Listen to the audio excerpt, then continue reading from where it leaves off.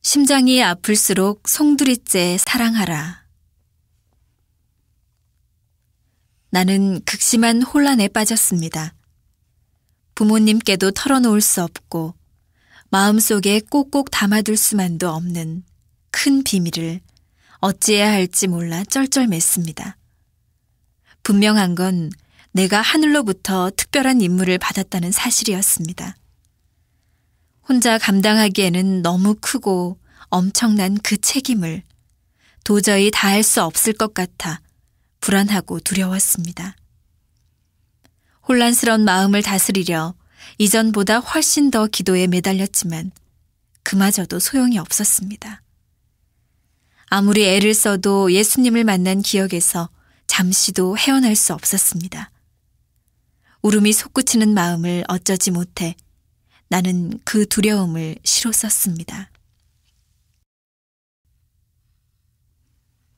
내가 사람을 의심할 때 나는 고통을 느낍니다. 내가 사람을 심판할 때 나는 견딜 수 없어집니다.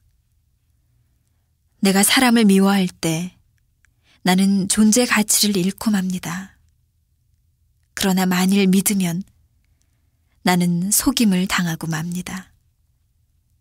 이 저녁 나는 머리를 손바닥에 묻고 고통과 슬픔에 떨고 있습니다. 내가 틀린 것입니까? 그렇습니다. 내가 틀린 것입니다. 비록 속임을 당할지라도 믿어야 합니다. 비록 배신을 당할지라도 용서해야 합니다. 미워하는 사람까지도 송두리째 사랑하십시오. 눈물을 닦아내고 미소로 맞이하십시오. 남을 속이는 일밖에 모르는 자들을 배신하고도 뉘우칠 줄 모르는 자들까지도. 오 주여, 사랑하는 아픔이여, 저의 이 고통을 보소서. 불타는 이 가슴에 주의 손을 얹어주소서. 저의 심장은 깊은 고뇌로 터질 듯만 하옵니다. 그러나 배신한 자들을 사랑했을 때 나는 승리를 쟁취했습니다. 만일 당신도 나와 같은 사랑을 한다면 나는 그대에게 영광의 면류관을 드리오리다. 예수님을 만난 이후 내 삶은 완전히 바뀌었습니다. 예수님의 슬픈 얼굴이 내 가슴 안에 화인처럼 찍혀서 다른 생각, 다른 마음은 전혀 떠오르지 않았습니다. 그날 이후 나는 하나님의 말씀에 매어버렸습니다. 때로는 끝없는 어둠이 나를 애워싸 숨조차 쉴 수 없이 고통스러웠고, 때로는 떠오르는 아침 해를 맞이하는 듯한 기쁨이 마음속에 가득 차올랐습니다. 그런 날이 반복되면서 나는 점점 더 깊은 기도의 세계로 들어갔습니다. 나는 예수님이 내게 직접 일러주시는 새로운 진리의 말씀을 가슴에 안고 하나님에게 완전히 사로잡혀 이전과는 전혀 다른 삶을 살아갔습니다. 생각할 것이 너무도 많아 점점 더 말이 없는 소년이 되어갔습니다. 하나님의 길을 가는 사람은 언제든지 정성과 마음을 다해 그 목적지를 찾아가야 합니다. 이 길에는 집념이 필요합니다. 타고난 고집불통인 나는 본래부터 집념 덩어리입니다. 타고난 성질 그대로 집념을 갖고 고난을 극복해가며 내게 주어진 길을 갔습니다. 흔들릴 때마다 나를 단단히 붙잡아 준 것은 하나님으로부터 직접 말씀을 들었다는 엄중한 사실이었습니다. 그렇지만 단 한 번뿐인 청춘을 바쳐 그 길을 선택하는 것이 쉽지만은 않았습니다. 때로는 피하고 싶은 마음도 들었습니다. 지혜로운 사람은 제 아무리 어려운 길이라도 미래에 대한 희망을 안고 묵묵히 걸어가지만, 어리석은 사람은 지금 당장의 행복을 위해 미래를 헛되이 내버립니다. 나도 한창 젊을 때는 어리석은 생각을 한 적이 있었지만 결국 지혜로운 이가 가는 길을 선택했습니다. 하나님이 원하시는 길을 가기 위해 하나밖에 없는 생명을 기꺼이 바쳤습니다.